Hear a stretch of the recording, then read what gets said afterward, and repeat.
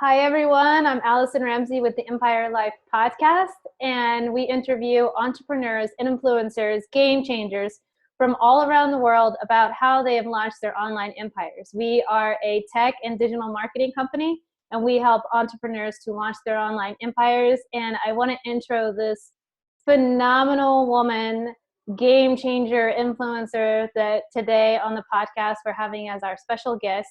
She is the founder of Alpha Femme brand, the creator of Trifecta Coaching. She's a location-independent entrepreneur and travels the world with her incredible man, who also I love watching his lives and following him on social media. Today, they are transforming the conversation around relationships and making a global shift in how people show up in their lives and their businesses. Melanie is a high-performance life coach, and she leads women in leadership positions into greatness with her world-class coaching programs. And I'm always seeing what you're doing online and how much you are doing for your clients and like increasing their income, like just helping them put their amazing passions into the world. And thank you so much for being here. I want to hand it over to you to give us a little more info about yourself, or just tell us more about what you're doing, what you're up to in the world. Well, thank you so much for having me. First of all, thank you. And thank you for watching my lives and Kevin's lives on Facebook. It's good to have an audience since we go live every day. It's good to know people like to watch us. So yeah, I'm just really excited to be here. As you said, Kevin and I are location independent. So we're basically just digital nomads, which means as long as there's a Wi-Fi connection, we can work anywhere in the world, which is a lot of fun. We've lived in all kinds of different countries. We're always on the move. And my coaching business is doing so well. My clients are doing so well. So it's always great to get on a podcast and share what's happening. And I'm happy to be on this one. Yeah. Can you tell me a little bit more about Alpha Femme? Like why you created this brand, what inspired you Of to course. become a coach? Mm-hmm. What inspired me to become a coach, or what inspired the brand? What inspired the brand? Like where this all originated from? So Alpha Femme is something that showed up for me only about a year ago. And I've been a coach for 5 years. So I had a very different brand. My brand has shifted so much throughout the time that I've been a coach. But what Alpha Femme symbolizes for me is a woman who can lead herself. So when you think of an alpha female or an alpha male, you'll usually think of the leader. But a lot of times the alphas get the bad rep because they want to be the leaders, but they're not quite the leaders, but they think they are. So they boss people around. They're really like hot shots. And that is what I'm trying to completely redefine globally with Kevin. The people who go through our programs truly understand what it means to be an alpha. So for Alpha Femme, it is she who leads herself. And with Kevin, it is the effortless alpha. And it's about how to lead effortlessly by being the one first. And it's such an incredible way to see life. Like, I cannot lead another person if I cannot lead myself. So where do I need to find the strength, the discipline, the integrity in my own life so that I can lead myself? And as I lead myself and I achieve the things that other people want, then they'll look to me as a leader and say, I want to go where this person is going. And when you're able to lead yourself like that, it creates an effortlessness in your ways. Kevin and I have both built extraordinary successful businesses online with with no ads, with no hard work. The hard work, we managed to do it because we were just leading people to follow, to be like, yeah, you know what, I like this message. I can get behind that. I'm seeing the results that these people are having. So I want to jump on. So the alpha, because we always end up being the leader wherever we go, but not because we're dictatorial and not because we're bossy, but more because we're leading ourselves and people just want to come along on that ride. So that's how the brand came to be. I love that. And I super myself connect with the Alpha mission and the Alpha Femme because I've so many transgressions and transformations that I've personally been through with overcoming that negativity that's around bitchy, bossy, she's in control, all of these things that people have referred to me personally that I am an embodiment of that, and needing to overcome that. Actually, that's okay. That bitchy, bossy, all these things can be positive as well. It's just that how you how you changed the mindset from I am stepping into this. I am owning this kind of power. I am okay with my personal power. I am okay with people following me. And there was, I would like to ask you that question. So for me personally, as I was going along my path and my journey, as I got feedback along that way of that you're somewhat being too bossy, right? As a alpha femme, and I wanted to take a few steps back and like, oh, I'm like taking over too much. I'm too much in the spotlight, right? Maybe I'm too much for this environment. Maybe my energy is too big. As I got older, and I went through the phase where I stepped back a little bit and I'm like, I need to allow other people to step into their own power. And then I started understanding, wow, I'm not scared of my power anymore. I'm not scared of how it affects other people or the transformations that they may feel in my presence. And I'm going to continue to step into my power. Like, I'm sure that you see that a lot with your clients in the relation with the Alpha Femme. And I'm wondering personally, how did you become okay with your power, okay with your intensity? Because I personally love your intensity. I feel that you're a very intense person, and I love that about you. And I've also needed myself to go through the process of being okay with my own intensity, okay with other people sometimes even feeling a little uncomfortable around me because of how passionate and intense I am and how much I step into my own power. So I would love to hear some personal stories from you on that.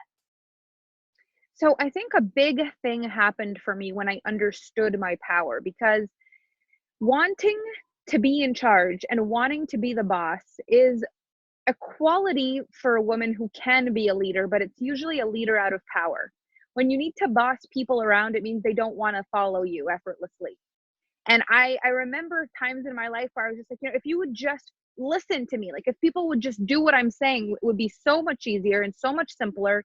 And why doesn't everybody just listen to me? And those were the times where people would say things like, you're bossy, you're so bossy. And what that means is, I'm not really interested in following you, but you're really trying to get me to. And I couldn't understand why people just wouldn't just listen to me. And what I realized is that you cannot lead another person until that person looks at you and says, I want to follow that person. And it doesn't matter how bold you are, how bossy you are, how bitchy you are. It doesn't matter. If they look at you and they don't want to go where you're going, they will not follow. And they will feel like we're bossing them around. They will feel like we're too intense. They will feel all these things. So one of the things that has been the most important for me on this journey is owning my leadership only when it's been approved, if we may. Like, I'm nobody's leader unless they've decided they want to go where I'm going. So I don't get to just walk into a situation and boss people around and try to be in charge. I do my stuff with integrity and I show up for myself. And if people follow me, they just follow me. And I don't need to boss people around. I don't need to tell people what to do. So it became a lot more of a quiet power. Like, I don't need to be telling you what to do. And instead, what that did for me is I show up and I go live on Facebook and I talk about what I'm doing. So I'll say, here's what I'm doing and here's what my clients are doing. So there is a very big intensity to me, but it is all sent back to me. Like, this is what I'm doing and this is what I believe and this is what we can do. As opposed to, are you feeling this way? Are you feeling that way? Do you need this? Because I realize this is a completely this is a journey that's going to take me through my entire life, this learning to be a leader. And you can only lead as well as you can be led. And that's something I wasn't very good at before. Now I understand that in order to be a very good leader, you have to honor leadership, which means when someone else is the leader, how well can you be led? And our power and women's power is very different. We don't need to be, forceful with our power. It's a quiet light. I know where I'm going. I know what I'm doing. I honor my word. My word is law. I have integrity with everything I say. And when I do that, I don't need to be loud or bossy. When I walk, people are walking behind me, beside me, around me, because they want to be there, not because I'm pulling them. So that was the biggest realization for me in my leadership. I love that. That is so juicy. That is incredible. That is incredible. And I wanted to ask you too, especially with women and female entrepreneurs. Uh, so what I was referring to, let's say, but I'll give you a personal story. When I was in middle school, I was in a position where all these little middle school girls, they were voting for like who was the best team leader. It was at a sports camp. And my roommate at the time, she wanted to win that prize, like the best team captain or leader. And I voted for her, and I told her, hey, I really want you to win this, even though I knew that she wanted to win it. And so therefore I was willing to take a step back, even if I wanted to win. And though it was a unanimous, like everybody was voting, right? And I ended up at the end, I won the thing, and I had no clue that anybody was going to vote for me. I was just like, look, if you want this, I want to give it to you, because I've always had that kind of like collaborative, and if people want to walk beside me, just like what you said, then they can. It's up to them. If they feel like that, they can vote for me. I'm not going to be like, hey, vote for me. Hey, everybody, look at me. Like, I'm going to come into the situation like, if that's how you feel, then okay, I guess I'm deserving of that because that's what you want. And she was so upset, she cried and she left. She like ran away from the situation, and then later I was really sad for her. I was really happy that everybody decided that, and it was a unanimous decision and not within my control. Well, what I guess my main question is, how in those kind of situations, I feel like a lot of times we are willing to take a step back to let someone else have the spotlight. And how do you encourage your clients to be comfortable with, hey, you deserve this, like you are worthy of this, you are worthy of this much more income, you are worthy of what all these people want to give you. I'm sure that this comes up a lot with you and your clients. Like, what would be your advice to that? Well, I think the most important thing is that there's a very big difference in the world of business and, let's say, the world of competitive sports. Totally. But we're we're brought up to understand competition in a one person wins kind of mentality. The thing about women is that we have the opportunity to create teams so that the whole team wins. So when I say, like, you've got to honor leadership as a whole. If you want to be an extraordinary, you've got to honor leadership. That's like saying, I want my team to win the Olympics. I've got to honor my team as a whole. I can't just honor my position and my need and my want to win the Olympics. I've got to honor the entire team. So when I look at other coaches, I see a team. I see a team of women that are either making or breaking an industry. I see women who, if there's that much competition in the coaching industry that women start tearing each other down, then who are we to tell women or men that we can be better at what we're doing if within the industry itself we're clawing at each other? So the biggest thing for me is really finding women who are wanting to shine alongside other women. I actually don't do business anymore. I have taken on the type of client that would always feel threatened that they weren't the center of attention, and always feel threatened that they weren't the best, and always felt threatened that their clients would leave them and go with someone else, or that their clients would find out that I was their coach and that they would go and they would work with me and that then they would lose their clients. I've had those people and I just don't work with them anymore, because what I've realized is it creates a really negative energy in my life, because I'm constantly wanting people to feel good. You know, for me, I feel good in my life, and the biggest gift of creating your own business to me is that freedom, and that you feel proud of yourself, you feel good, you're growing, you're contributing. Like, it's such a beautiful thing. And some people get so in their head about, I want to be the best and I want to be the only, and I don't want anybody to steal my clients, and that's my client and that's my thing. And that is where we lose, when we think only one person wins. When everybody wants to be the female Tony Robbins, it's like, we don't need a female Tony Robbins. We need a network of healers that all resonate with all kinds of different people. And if we're willing to raise each other up and we're willing to shine together, then when one of us wins, we all win. Because if I have a woman in my life who's able to achieve something that I've been dreaming of, if she can do it, I can do it. So I'm really interested in the kind of women who want to see all women rise, who are interested in co-creation and not just one person winning.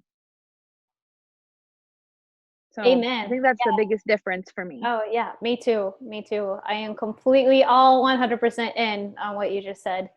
Good. Yes, it's all about that. It's all about how we can collaborate. And even women that I come across in social media and they're in tech too, or maybe we're doing something similar, I still do my best to reach out to them and see what they're up to, because what I've found is that what the people are, the clients that are attracted to them are often people that are not attracted to me. Like we probably have a very different energy, or some of our expertise are slightly unique or different enough, or let's say even we're doing the exact same thing, like all of it, which is usually not the case, but there's like some slight differentiations, though I've seen that their energy attracts someone different, and maybe someone that's not a good fit for me actually is a good fit for them. And my point of view is that we can always collaborate, even if we think we're doing the exact same thing. I agree. We're totally unique within our energy, our blueprint, our framework, that someone is going to feel connected to me that doesn't feel connected to them. Yeah, like I'm on And you the know what? exact same page. Sometimes people will love you and another person. Yeah. They would have been a good fit for you and the other person. They don't know who to choose. Mhm. They choose the other person. The bottom line is there are billions of people on this planet.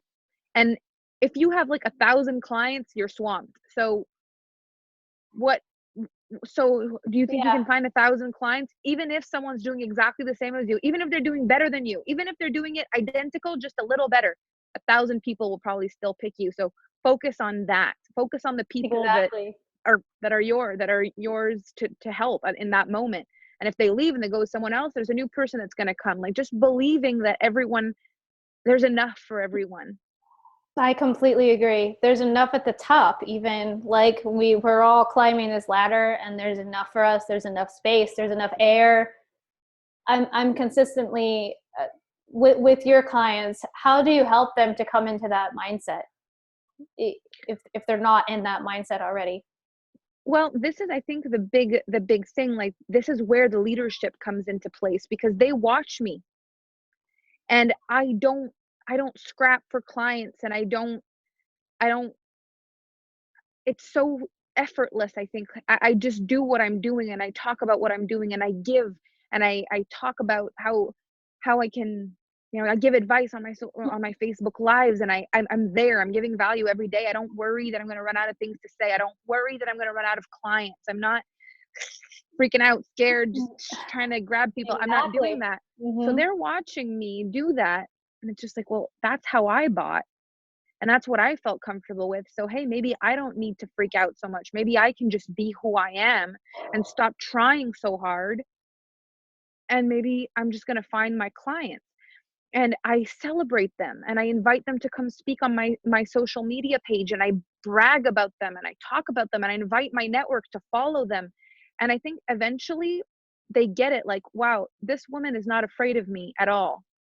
So if she's not afraid of me, why should I be afraid of her? If this is what it feels like to just be and flow together, why break this? And it kind of changes the way people interact because a lot of times we have this little protective like mine.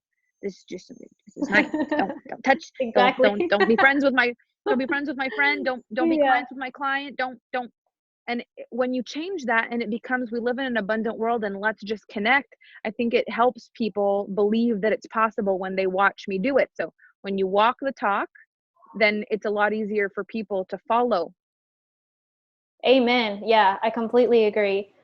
And I wanted to dive into something personal with you too, Melanie. And that so entrepreneurship teaches us so many lessons. I mean, for me, it's been that it's brought up all my triggers, all my pain points, every area that needs to be exposed has been exposed. And in order for me to look at that, I'm eternally grateful. And I'm wanting to know, like, what would you say were the top three pain point or triggers or areas that really helped you in your personal growth to become a better Alpha Femme and business leader? Well, Alpha Femme is actually three things. The logo for it is a triangle.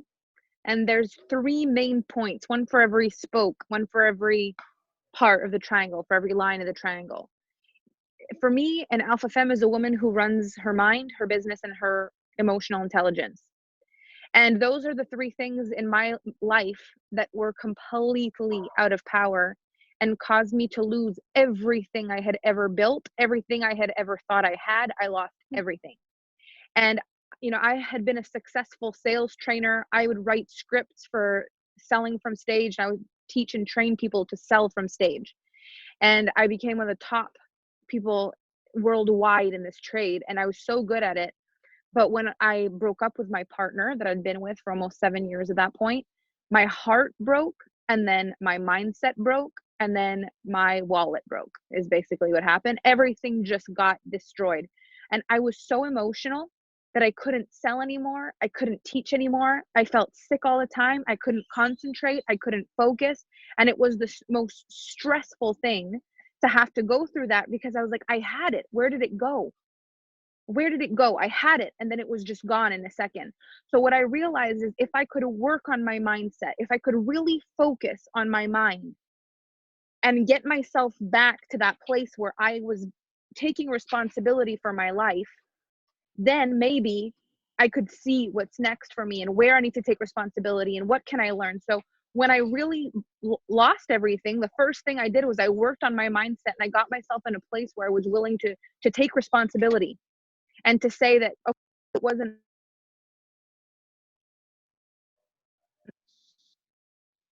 sorry about that. No. Maybe it wasn't my fault, or maybe it wasn't all his fault that he broke up with me or that he cheated. Maybe it wasn't all his fault that my business stopped working or that my job went down the toilet. Maybe it wasn't all everybody else's fault. Maybe I have something to learn in this. So I started doing a lot of personal development as far as relationships go, and I learned a lot about men and women and the dynamics of relationships. And what I really learned and understood is that we co-create love, or we co-create a disaster. And I had been co-creating a disaster. And as I took ownership of what I was doing in my relationship that wasn't working, I started attracting better men into my life. I started attracting better situations into my life. And then all of a sudden, I attracted friends calling me and saying, hey, I'm having issues with my partner. This happened. What do you think I should do? And at this point, I'd been reading all these books. I'd been doing all this research. I'd been doing the work. And I was like, gosh, I know what to say. So I was giving these people incredible advice. It was healing their relationships. And one person said, you should become a coach. I didn't even know what it was when she said I should be a coach. I had to Google it and find out what it was. So it was like the mindset brought me to the relationship work, and the relationship work brought me to the business. And when those 3 things were healed, there was another Melanie on the other side of that. So the way I process things in my mind, the way I process things in my heart has completely changed. And what that's given me is a new outlook on life, a new way of handling life as it comes. And the more I handle life the way I'm proud to handle life, the more I'm happy to talk about it, the more my leadership comes through without needing to be bossy or difficult. I just talk about what I've done and what I've come through. And that has built for me a ginormous, larger than I ever could have dreamed of business. So now it's like I've got it all. I went from losing it all to having it all in this long. And all it took was for my mindset, my business, and my relationship to realign. So those were the 3 things I needed to heal. Wow. I love that. Yay. I love that. Yay. Thank you for sharing that with us. Gosh, anybody listening to this they're just it's gonna revolutionize their life. I love that. I love how much value you give and everything that you say. And like when I heard you on another podcast, I kept rewinding it and listening to it again. And I'm like, wow, I need to listen to that again. That was deep. That was it. Like everything was so powerful. And that's amazing. I was wondering, if you were to start Alpha Femme all over again or start a new company, what would you say some of the things that you will do differently from the beginning of the lessons that you learned with this company? And you're like, okay, if I was going to start a business like today or tomorrow, I will do some of these things differently. I would have worked on my branding a lot sooner. and I would have just started before I was ready. For a long time, my business was the invisible coach. So I had like a Hitch style business. You know, Hitch, he's got like these secret guy clients and nobody Oh knows yeah, about I it. love that Yeah. movie. Okay. So I ran my business like that. It was like, Hmm. you get my phone number and that's it. You don't know what my name is. You don't know what I look like. You never meet me. My business is not on social media. It was just very underground because I had a very rough time when I lost everything. I literally went bankrupt and I was living out of my car in the freezing cold in the winter time, like just the worst time of my life. And I started my business out of my car. I was living in my car when I started my business. So I didn't feel like I could be like Melanie Layer, coach extraordinaire. It was more like, I know I can help you, but let's just not talk about me. Let's just help you, because I'm doing the work in my relationship, like in my relationships, and that's the only part that matters. And what does it matter where I live? I don't need to tell people. I'm just going to focus on helping people. So I started my business invisibly with no brand. And as I started making more money, I was afraid to have a brand because then I was making more money than my visibility appeared to be making. And I was like, I'm going to look not as good as I am. Nobody will know me on social media. I'll get no likes on my stuff. I don't want to do it. So I was terrified. So I procrastinated that. And when Facebook Lives came out, I'm French Canadian, so English isn't even my first language. I had to teach myself English in an impactful way, because I would say like and I'd get all in my head and I'd forget the word in English and I'd have it in my head in French, but it wasn't the right word and I'd get all confused. So I had to teach myself how to speak new words. There's a difference between talking and speaking. And I learned that doing these Facebook Lives. I could talk in English. I could have a conversation. I mean, my mom's British and all my life I talk in English, but inspiring people, explaining concepts, going into details about things that's going to change someone's life, that's speaking. I couldn't do that. I had to research words in the dictionary and work on my language. Like everything needed to change. So if I could start the business over, I would have gotten really clear on my branding right away. And to be honest, what I probably would have had to do is hire a coach at that point that would have just told me what to do. It would have been a lot simpler. But what I would think the coach would have told me is, let's get a brand for you. And you have got to start talking about what you do. You've got to embody your brand, and you've got to start showing up the way you want people to relate to you. You got to do that now.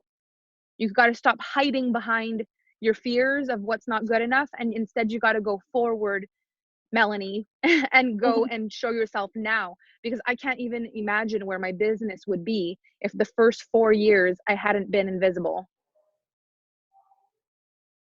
Completely. I completely relate to that. And that is a big fear. I actually have some clients with Empire Life right now that is part of their insecurity and fear is how visible do I need to be? Do I need to be that visible? Wait, no. And they step back and it's like, yeah, you need to be that visible and even more, because we're actually doing, or how I explain it to the clients is you're actually doing people a disservice without being visible, without sharing your story, because something inside of what you're going to share, they need to hear, or they're going to want to get more of you. They want more of you instead of actually wanting less, instead of feeling like you're talking too much or feeling that you're doing too much. They most likely want more. They want to go deeper. They want to be involved in your programs. They want to know, okay, what next? And I agree. I feel that's counterintuitive for a lot of the ways that we start. And we all have to start somewhere. We all start with 300 something followers on Instagram. Yeah. All start somewhere. I love that. And then we grow as we expand and more people find us. And even if we do have 300 followers on Instagram, that's 300 eyes on what we're doing. That's huge. And I know that you always talk about that in your lives, how we need to nurture and cultivate the people that are already there, that are already seeing our stuff. That's how you actually, I know on one of your lives you were talking about that like when I had 20 something people that were tuning in, I was reaching out to those 20 something people and giving them love, appreciating, having gratitude for them showing up to be with me. And from there, they went out and they told 20 people, and then 20 more people came. And that what will you say before we hop off the podcast? Like, what will you say are some takeaways on how you have built this massive online empire, and that you are a digital nomad and like have all this financial freedom?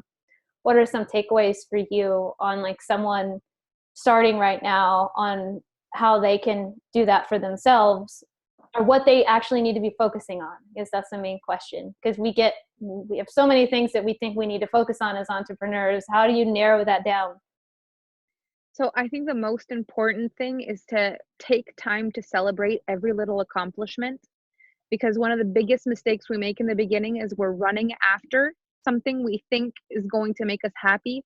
Like when you've got 300 people following you on Instagram, you think, when I have 10, then 10,000 people, when I'm able to swipe up on Instagram, that is when I will be proud of myself. And unfortunately, when we do that, it feels like we're running after our tail all the time.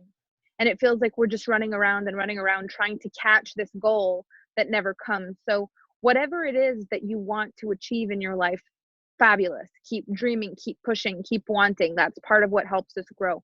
But be the best celebrator on the face of the planet. To me, celebration is a party thrown in the name of gratitude. When you're celebrating, you're not just like, look at me, I'm great. You're like, I am honoring gratitude tonight. I am so grateful. I'm going to celebrate gratitude. And I am going to feel and embody that. And that's how you manifest more, and it's how you raise your vibe. And people love to watch people celebrate. Some of my best posts, the posts that get the most visibility for me, are the ones where I'm celebrating either myself or my clients, feeling grateful for the results. So instead of trying to get more and to think, when I get more clients, that's when I'll be this way, or when I make more money, that's when I'll be this way. Start now. Who do you want to be? How do you want to interact with your people? Because who you are when there's 5 people watching should be who you are when there's 500 people watching. And when you can do that, the line between who you are on social media and who you are in person and who you are with your clients, there's no line. That's just who you are everywhere. And all my clients would tell you, who you're getting on this, it's Melanie. This is what I get on my coaching calls, this is what I get on Facebook Live. Like, it's the same person everywhere, and it's real. And everything that I've achieved, I've celebrated like crazy. And that has been it. That's been the it factor. Just celebrate everything, no matter how small the accomplishment. Keep looking at your growth and your progress more than how close am I to my goal? How close am I to my goal? How far am I from where I started? And that perspective will take you everywhere. I love it. I love that. Thank Yay. you so much, Melanie. Thank you for joining us. You're welcome. Thanks for having me.